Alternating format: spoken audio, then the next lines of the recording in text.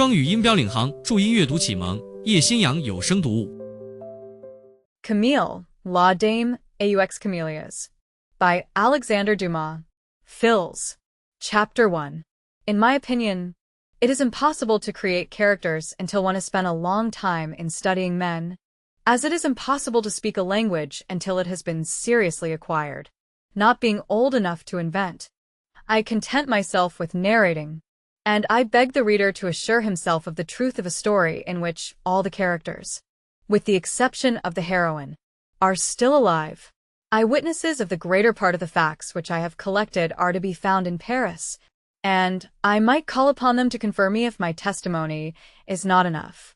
And, thanks to a particular circumstance, I alone can write these things, for I alone am able to give the final details, without which it would have been impossible to make the story at once interesting and complete. This is how these details came to my knowledge. On the 12th of March, 1847, I saw in the Rue Lafitte a great yellow placard announcing a sale of furniture and curiosities. The sale was to take place on account of the death of the owner. The owner's name was not mentioned, but the sale was to be held at 9 Rue d'Antin on the 16th, from 12 to 5. The placard further announced that the rooms and furniture could be seen on the 13th and 14th. I have always been very fond of curiosities, and I made up my mind not to miss the occasion, if not of buying some, at all events of seeing them. Next day I called at 9 Rue d'Antin. It was early in the day, and yet there were already a number of visitors, both men and women, and the women, though they were dressed in cashmere and velvet, and had their carriages waiting for them at the door, gazed with astonishment and admiration at the luxury which they saw before them. I was not long in discovering the reason of this astonishment and admiration, for, having begun to examine things a little carefully, I discovered without difficulty that I was in the house of a kept woman. Now, if there is one thing which women in society would like to see, and there were society women there, it is the home of those women whose carriages splash their own carriages day by day, who, like them, side by side with them, have their boxes at the opera and at the Italiens, and who parade in Paris the opulent insolence of their beauty, their diamonds, and their scandal. This one was dead, so the most virtuous of women could enter even her bedroom. Death had purified the air of this abode of splendid foulness, and, if more excuse were needed, they had the excuse that they had merely come to a sale, they knew not whose. They had read the placards. They wished to see what the placards had announced, and to make their choice beforehand. What could be more natural? Yet, all the same, in the midst of all these beautiful things, they could not help looking about for some traces of this courtesan's life, of which they had heard, no doubt, strange enough stories. Unfortunately, the mystery had vanished with the goddess, and, for all their endeavors, they discovered only what was on sale since the owner's decease, and nothing of what had been on sale during her lifetime. For the rest, there were plenty of things worth buying. The furniture was superb. There were rosewood and buhl cabinets and tables, Sèvres and Chinese vases, Saxe statuettes, satin, velvet, lace. There was nothing lacking.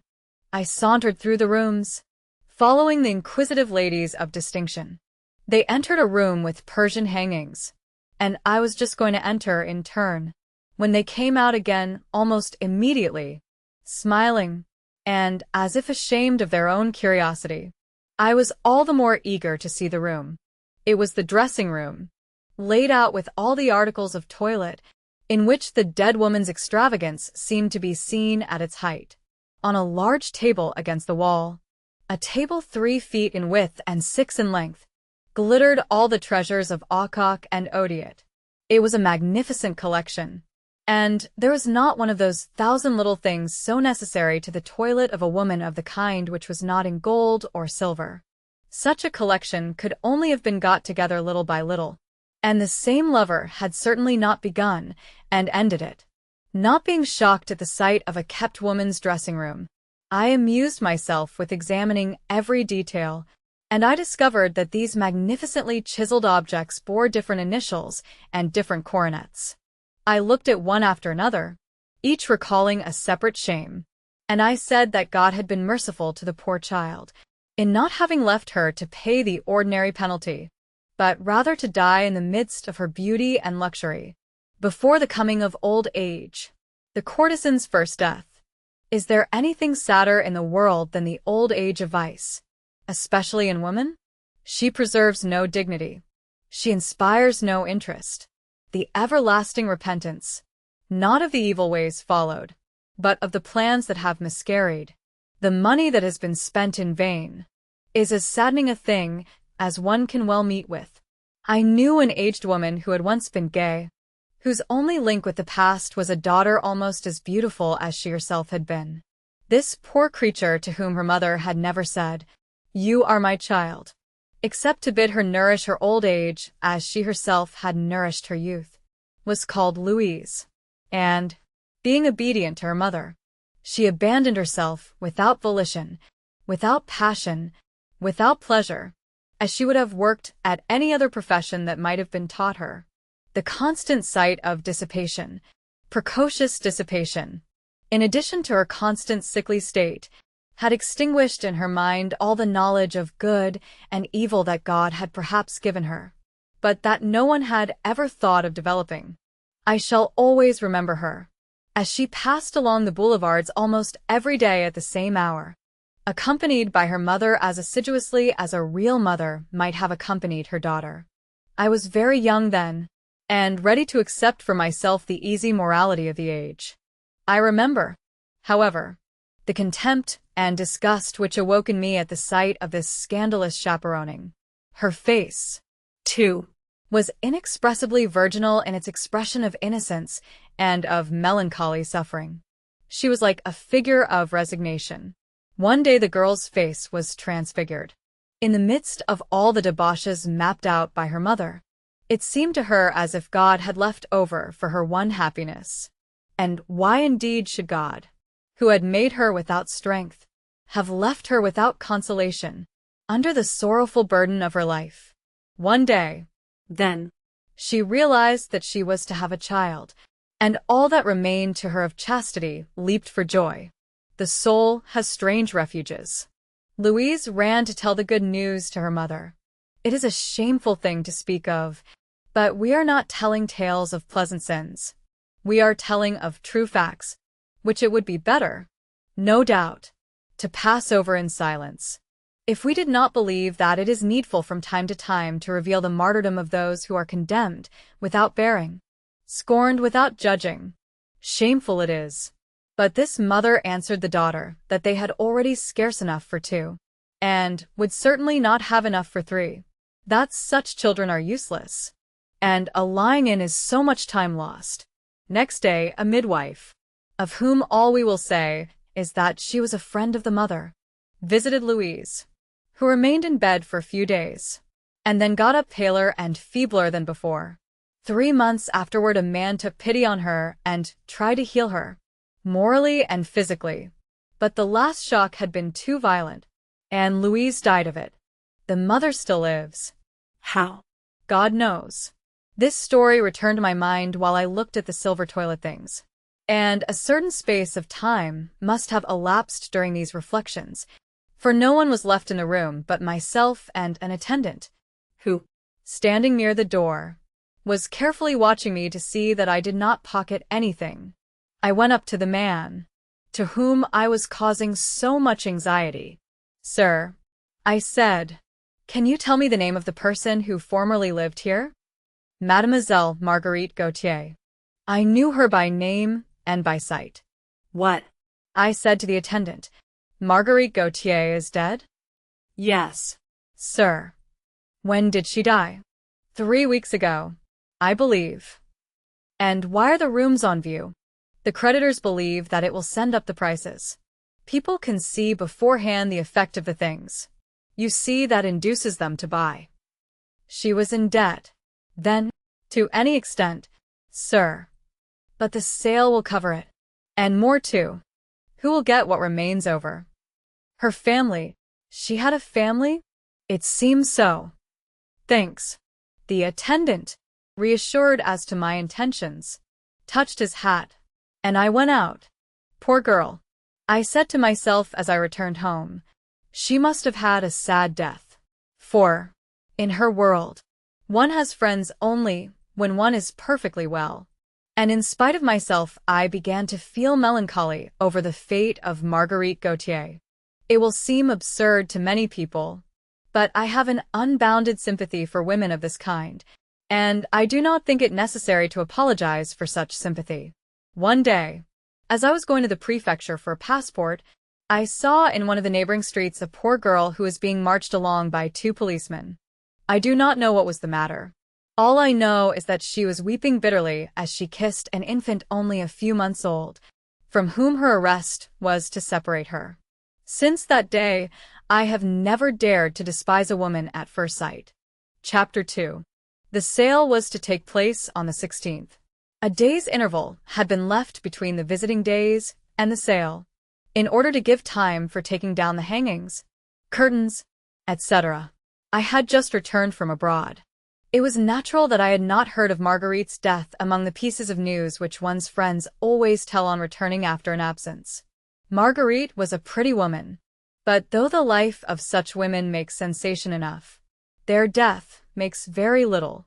They are suns which set as they rose, unobserved.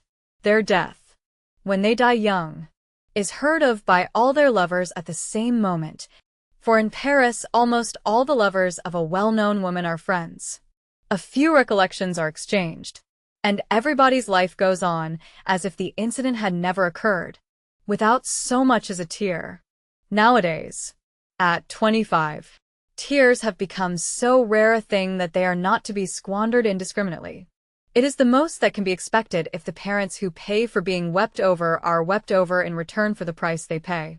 As for me, though my initials did not occur on any of Marguerite's belongings, that instinctive indulgence, that natural pity that I have already confessed, set me thinking over her death, more perhaps than it was worth thinking over. I remembered having often met Marguerite in the Bois, where she went regularly every day in a little blue coupe drawn by 2 magnificent bays, and I had noticed in her a distinction quite apart from other women of her kind, a distinction which was enhanced by a really exceptional beauty. These unfortunate creatures, whenever they go out, are always accompanied by somebody or other, as no man cares to make himself conspicuous by being seen in their company, and as they are afraid of solitude, they take with them either those who are not well enough off to have a carriage, or one or another of those elegant, ancient ladies, whose elegance is a little inexplicable, and to whom one can always go for information in regard to the women whom they accompany. In Marguerite's case it was quite different. She was always alone when she drove in the Champs-Élysées, lying back in her carriage as much as possible, dressed in furs in winter, and in summer wearing very simple dresses. And though she often passed people whom she knew, her smile, when she chose to smile, was seen only by them, and a duchess might have smiled in just such a manner. She did not drive to and fro like the others. From the Rond-Point to the end of the Champs-Élysées, she drove straight to the Bois.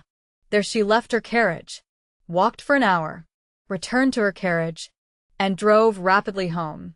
All these circumstances which I had so often witnessed came back to my memory, and I regretted her death as one might regret the destruction of a beautiful work of art. It was impossible to see more charm and beauty than in that of Marguerite.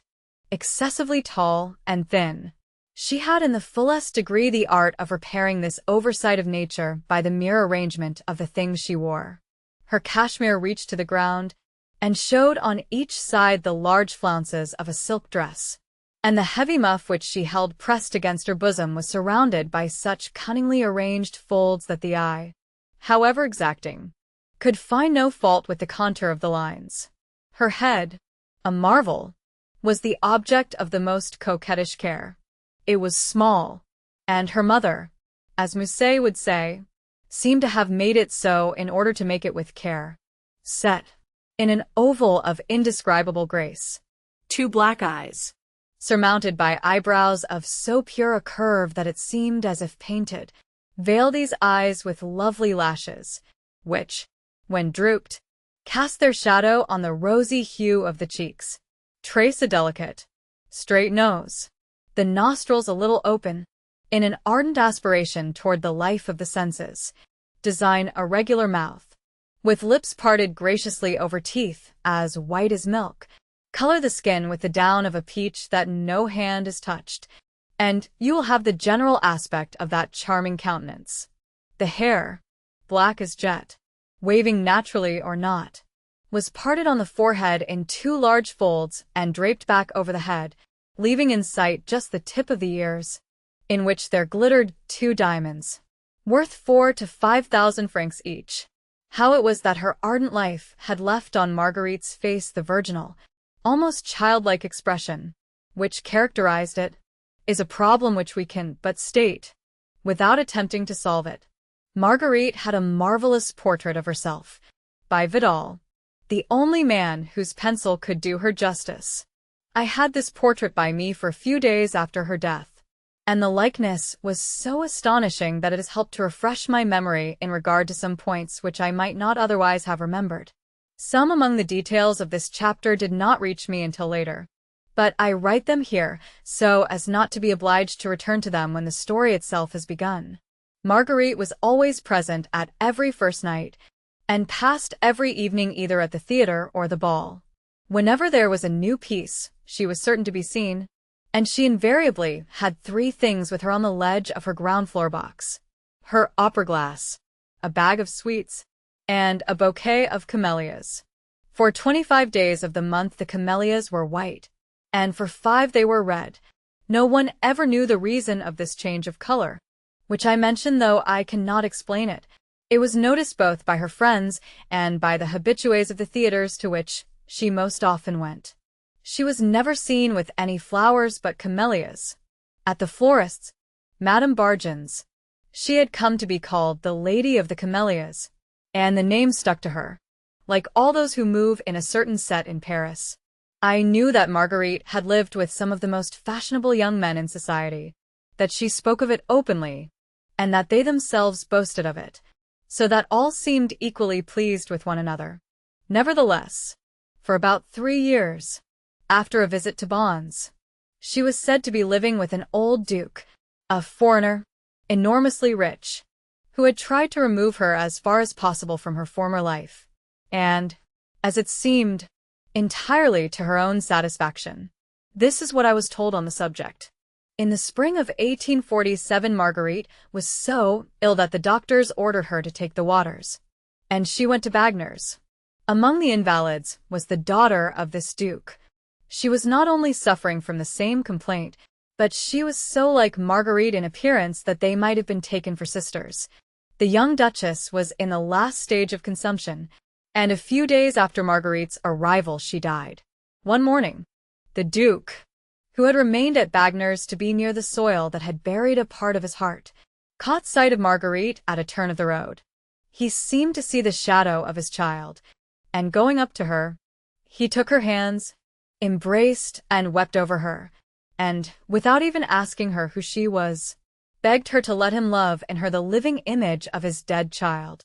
Marguerite, alone at Bagner's with her maid, and not being in any fear of compromising herself, granted the duke's request. Some people who knew her, happening to be at Bagner's, took upon themselves to explain Mademoiselle Gautier's true position to the duke. It was a blow to the old man, for the resemblance with his daughter was ended in one direction. But it was too late. She had become a necessity to his heart, his only pretext, his only excuse. For living, he made no reproaches. He had indeed no right to do so. But he asked her if she felt herself capable of changing her mode of life, offering her in return for the sacrifice every compensation that she could desire. She consented. It must be said that Marguerite was just then very ill. The past seemed to her sensitive nature as if it were one of the main causes of her illness, and a sort of superstition led her to hope that God would restore to her both health and beauty in return for her repentance and conversion. By the end of the summer, the waters, Sleep, the natural fatigue of long walks, had indeed more or less restored her health. The Duke accompanied her to Paris, where he continued to see her as he had done at Bagner's. This liaison, whose motive and origin were quite unknown, caused a great sensation, for the Duke, already known for his immense fortune, now became known for his prodigality. All this was set down to the debauchery of a rich old man, and everything was believed except the truth. The father's sentiment for Marguerite had, in truth, so pure a cause that anything but a communion of hearts would have seemed to him a kind of incest, and he had never spoken to her a word which his daughter might not have heard. Far be it from me to make out our heroine to be anything but what she was. As long as she remained at Bagner's, the promise she had made to the Duke had not been hard to keep, and she had kept it. But, once back in Paris, it seemed to her, accustomed to a life of dissipation, of balls, of orgies, as if the solitude, only interrupted by the Duke's stated visits, would kill her with boredom, and the hot breath of her old life came back across her head and heart. We must add that Marguerite had returned more beautiful than she had ever been. She was but 20, and her malady, sleeping but not subdued, continued to give her those feverish desires which are almost always the result of diseases of the chest. It was a great grief to the Duke when his friends, always on the lookout for some scandal on the part of the woman with whom, it seemed to them, he was compromising himself, came to tell him, indeed to prove to him, that at times when she was sure of not seeing him, she received other visits, and that these visits were often prolonged till the following day. On being questioned, Marguerite admitted everything to the Duke, and advised him, without arrière-pensée, to concern himself with her no longer, for she felt incapable of carrying out what she had undertaken, and she did not wish to go on accepting benefits from a man whom she was deceiving. The Duke did not return for a week. It was all he could do, and on the 8th day he came to beg Marguerite to let him still visit her, promising that he would take her as she was, so long as he might see her, and swearing that he would never utter a reproach against her, not though he were to die of it. This, then, was the state of things 3 months after Marguerite's return, that is to say, in November or December 1842. Chapter 3. At 1 o'clock on the 16th, I went to the Rue d'Antin. The voice of the auctioneer could be heard from the outer door.